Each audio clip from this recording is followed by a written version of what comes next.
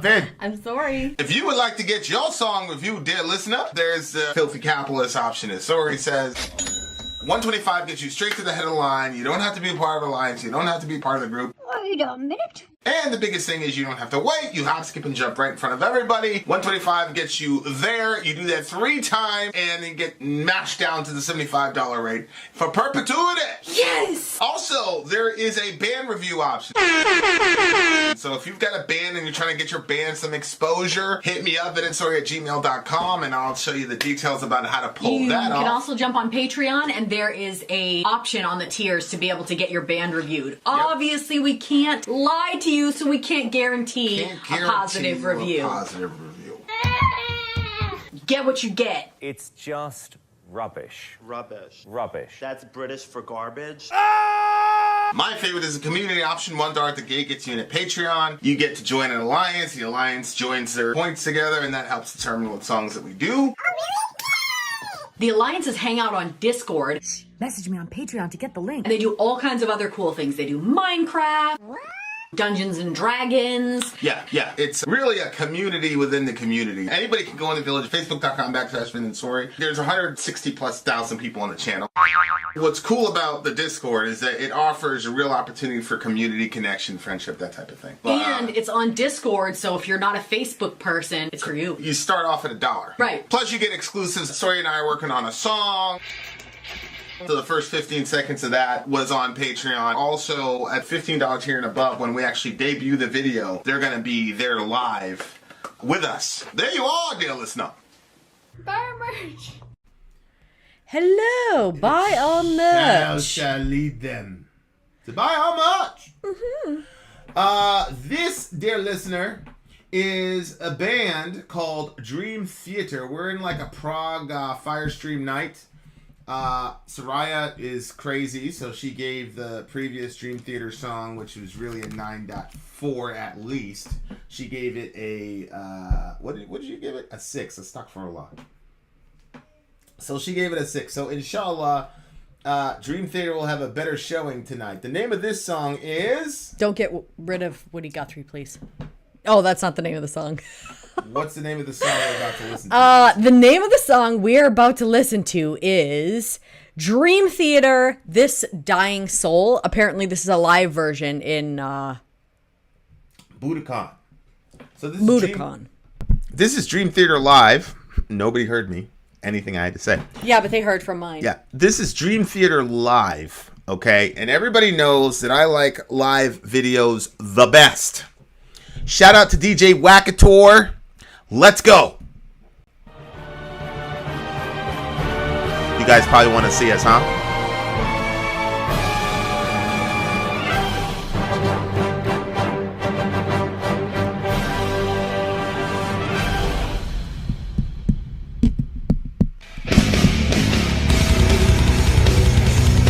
Whoa. My headphones are pulsating right now. Okay, guys, I gotta switch this. Where do we go?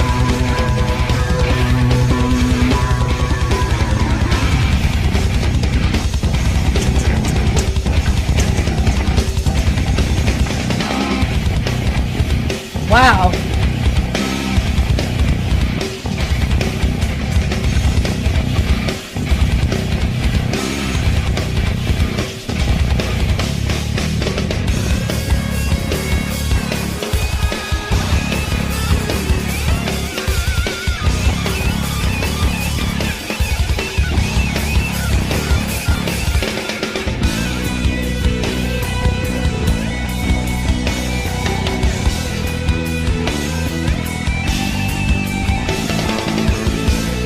A rotating keyboard set.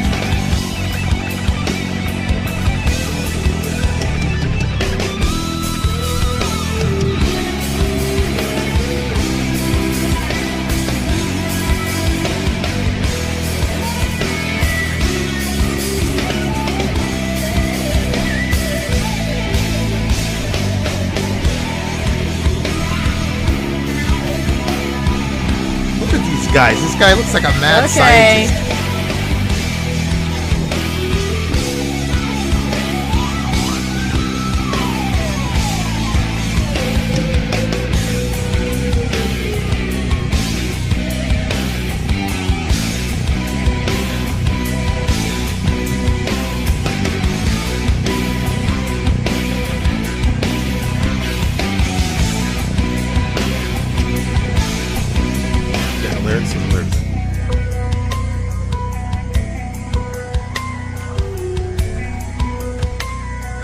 Why do you have the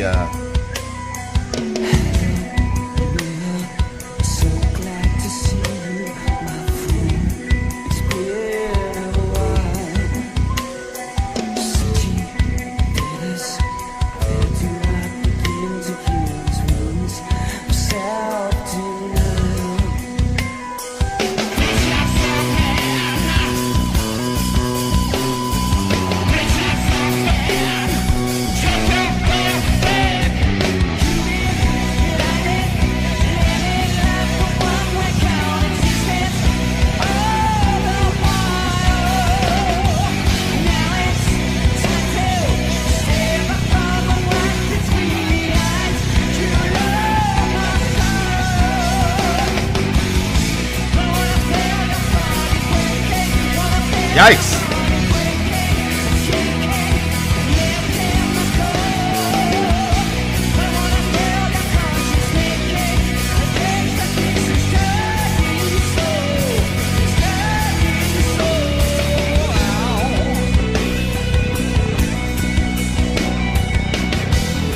That guy right there. That's Petrucci, right? He's a legend, that guy. This guy right here.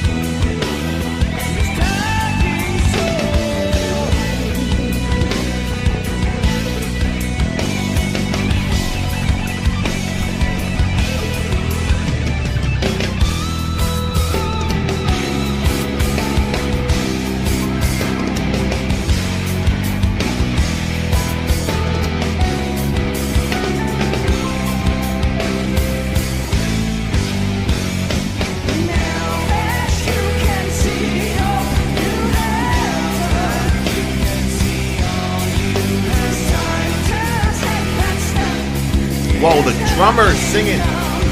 Drummer's got the background vocals still hitting. Unbelievable.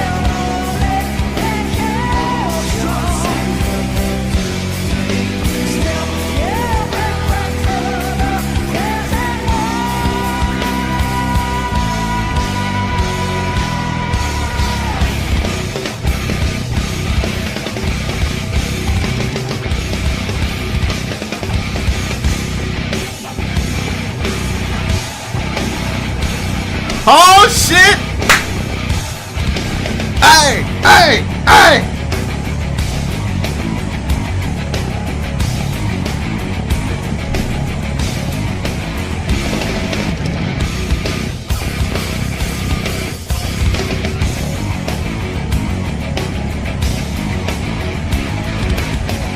Damn!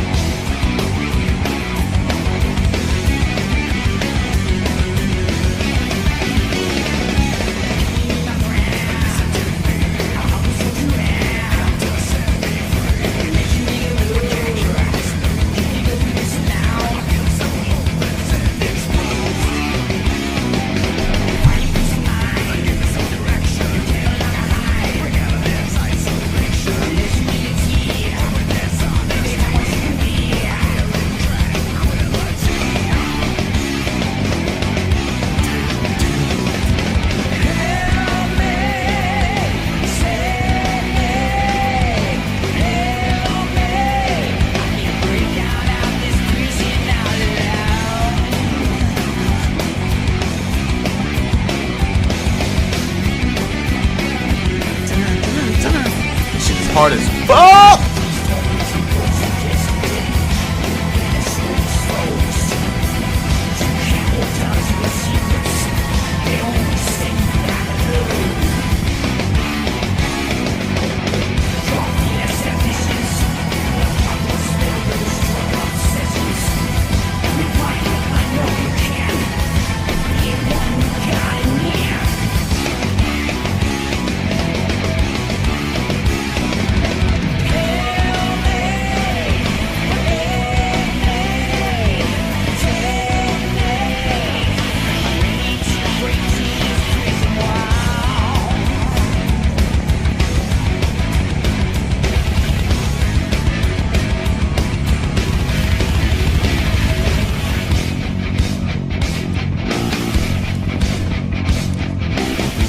Drive him into the ground, bro.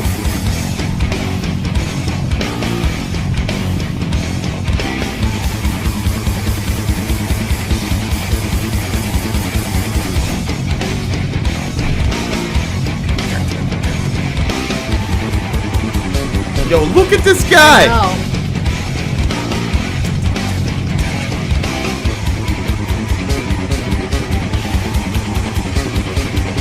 Holy shit.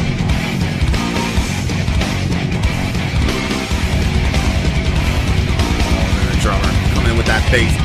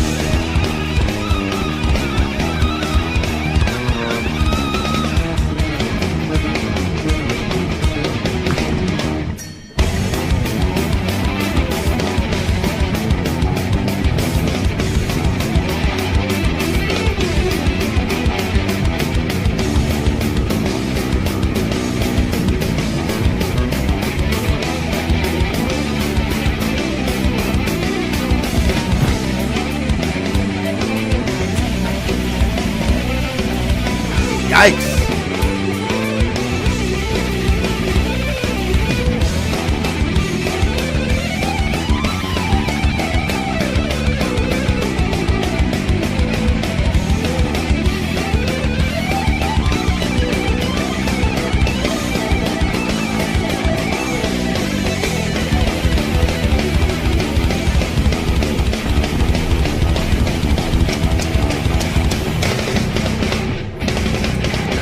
Not fucking in the song here, you motherfucker. Oh! Wow.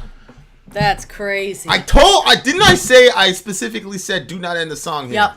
And they Nobody didn't listen listened to me. So that did not feel like 12 minutes. Don't contradict me.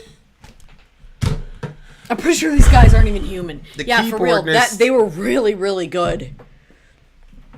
Holy moly. This band.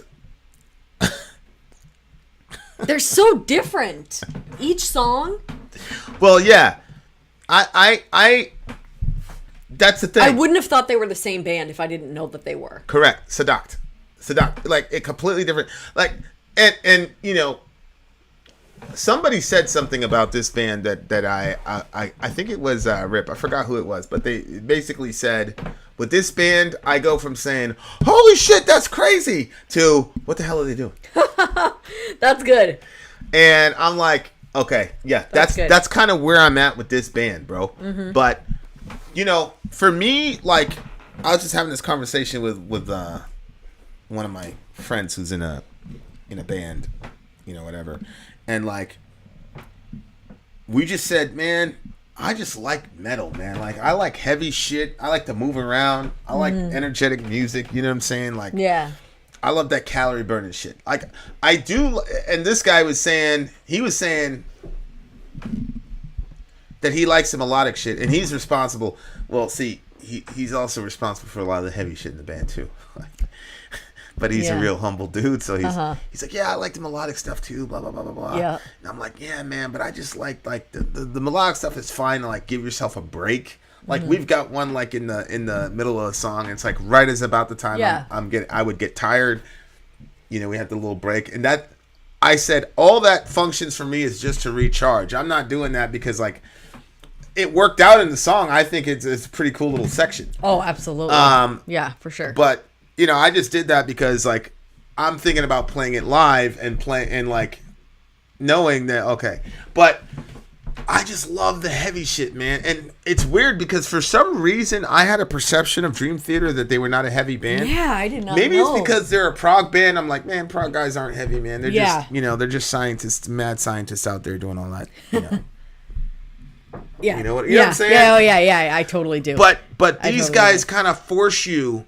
What I like about this band, and I'm not even like, I wouldn't call myself a fan yet. But what I like about this band is that in the last 2 or 3 songs, there have been like moments where I'm like, yes, I love this shit, let's go, and then they slip something in, and then your brain because a lot of this has to do with like neurology, to be honest with you. Like, so when we first heard black metal, like first wave, first generation mayhem level black metal, we were like, what is this? Oh yeah, we were completely confused. Go back and look at the Freezing Moon review. It's like the Judas Priest thing. Yeah. So, but it's really what they strategic. I almost feel like it's a strategy to where like these guys are such brilliant musicians, so they want to like. We just got done listening to. We haven't published it yet, but Zonia's was it Symphony 9 or something like that, and like. The whole thing, obvious. I mean, it's you know, he's one of these classical musicians, right? I mean, yep. So like you're going into it, right? Like, I'm gonna listen to a metal band, so like there's a chug-a-lug, you know, whatever. But then they slip in all this other artistry and all these other soundscapes, and they're almost world building with their instruments. And like I think that's pretty cool. And part of me feels like it's almost like on purpose. Like, all right, we're gonna lure you in with this chug-a-lug stuff, and then we're gonna like expand your template.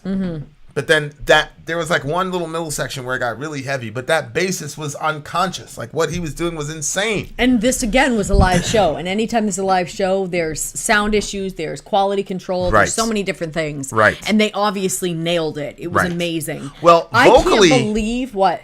Vocally, I thought that they should have been louder?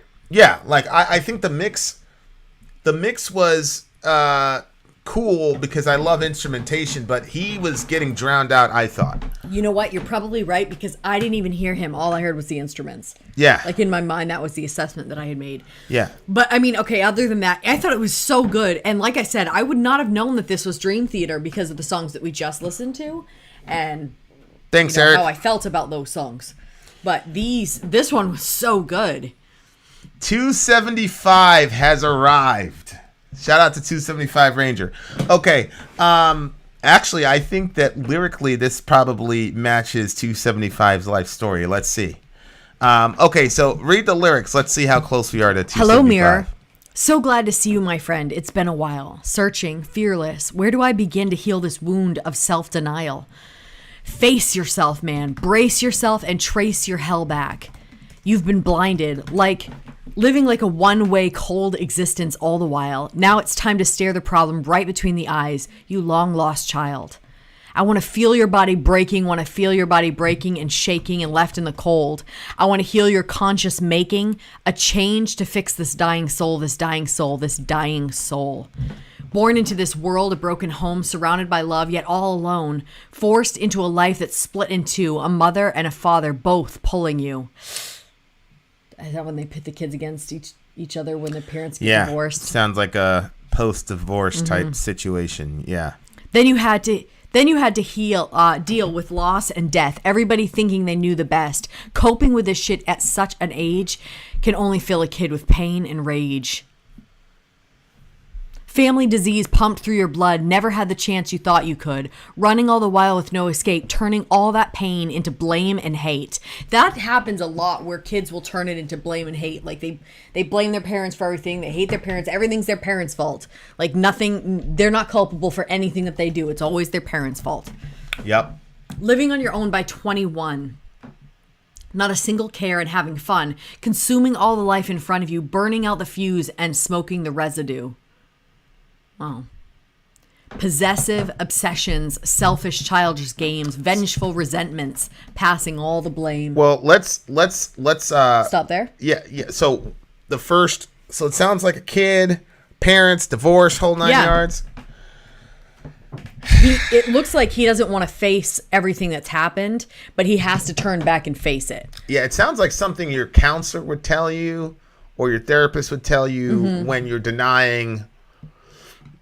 Because that was a common thing that we used to do when we were growing up. We had this counselor. Shout out to Bob.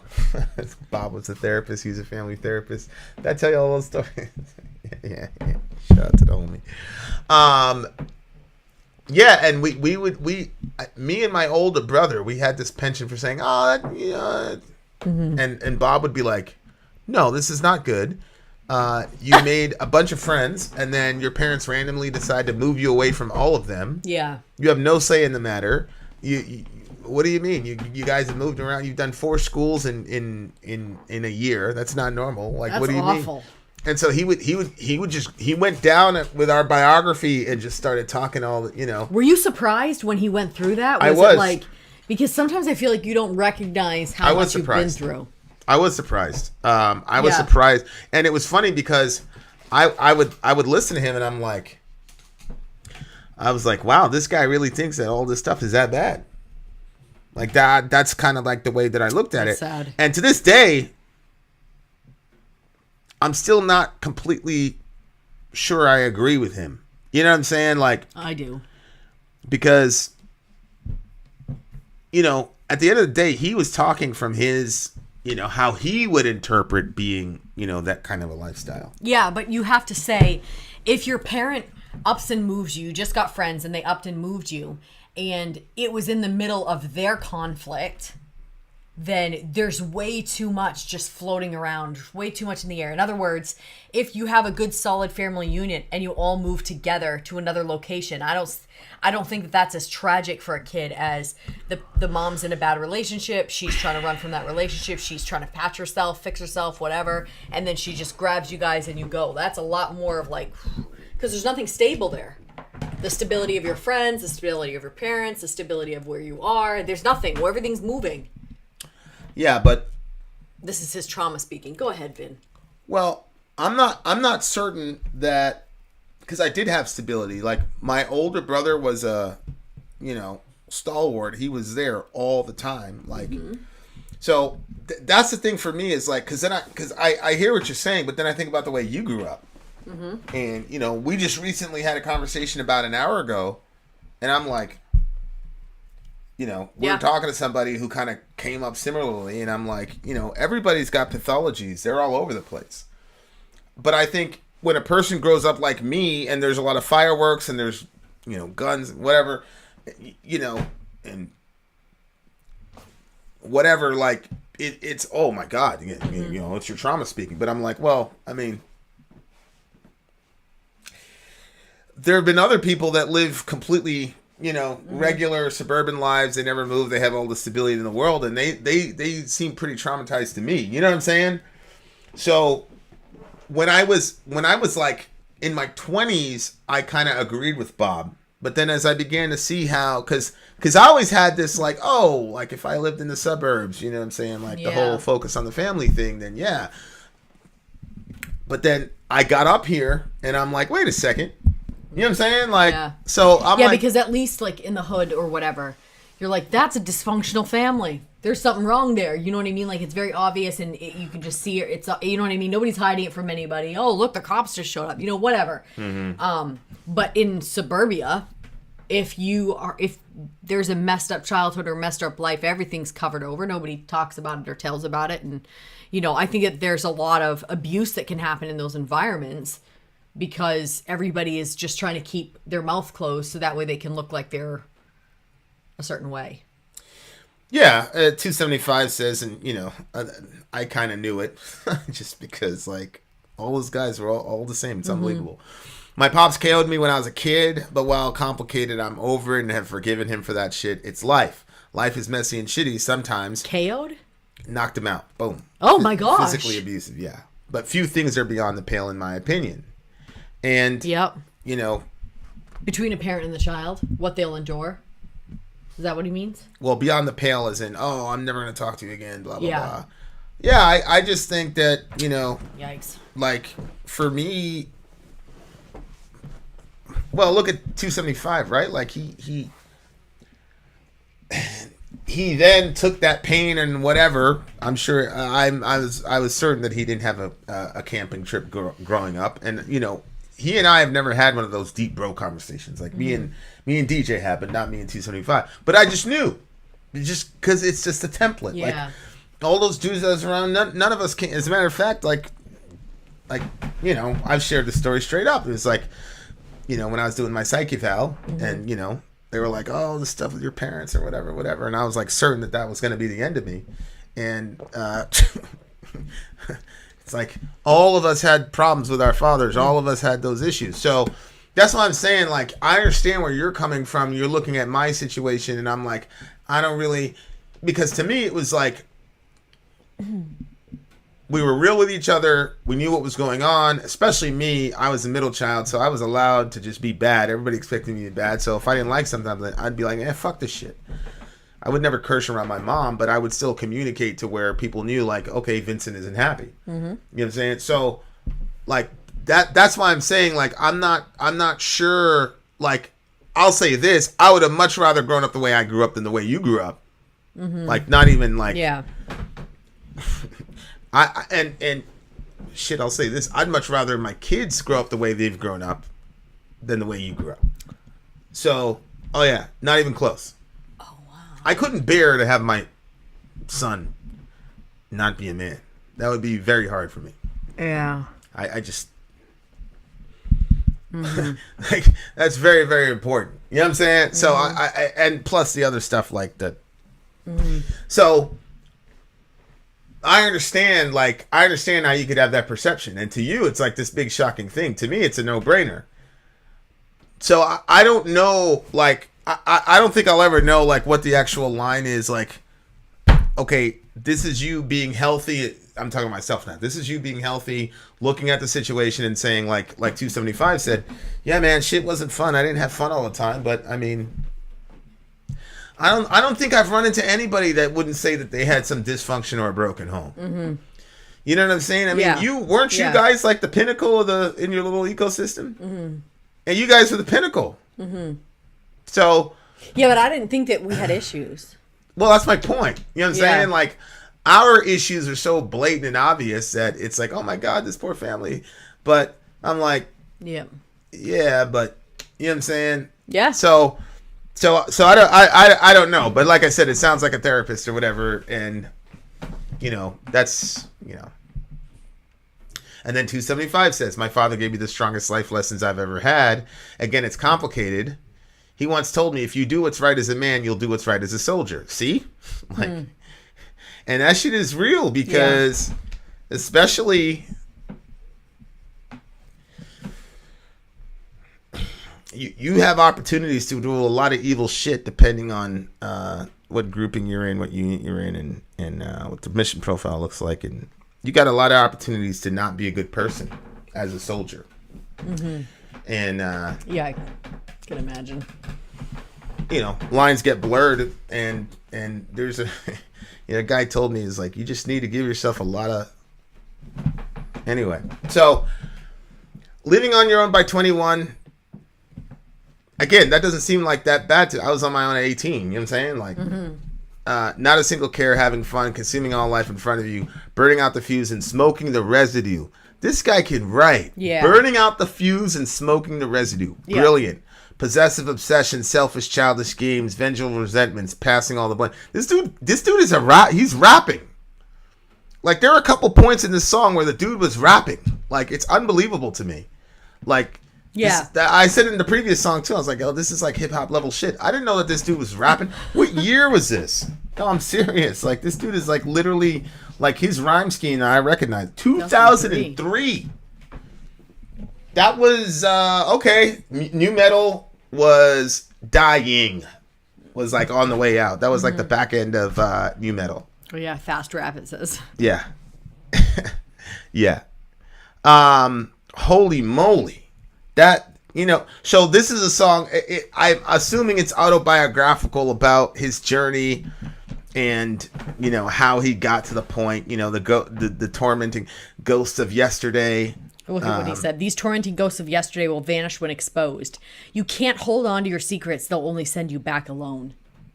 Yeah. That's crazy, huh? Yeah. And I just think, man, like, some of these kids are dying in their 20s. Yeah. These rappers, like, they keep dying in their 20s. Big died in his 20s. Pac died in his 20s. Von, Duck, all these people died in their 20s. And it's really weird. Like, it's weird. Like a new sort of way of interpreting my life in the past once I hit my 30s. Mm-hmm. Because you see so much more stuff. Oh, yeah. But when these kids keep dying in their 20s, they don't get to get to that point, where your mind goes, wait a second, because it is a different level of maturity when you hit that age. It just is. And I'm sure when we get to our late 30s and then we get to our 40s, we're going to even have more knowledge. And that's why, like, you look at a guy like Brady and people are like, yo, how is he playing at 43? And it's like, well, think about it.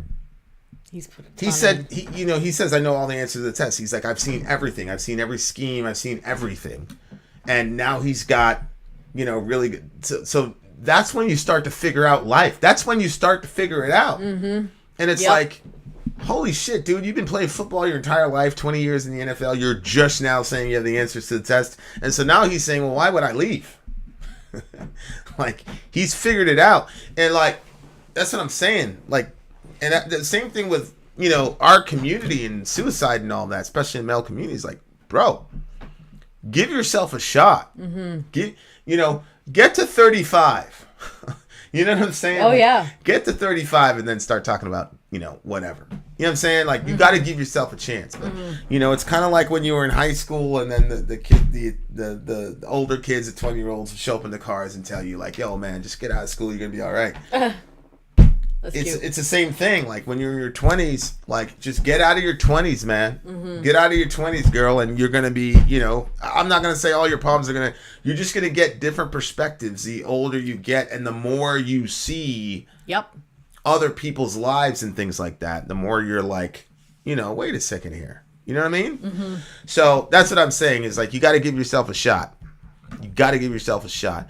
I always feel like simplicity coupled with complexity makes the best, most interesting music. Magua does this as well. Really advanced percussion, etc., etc.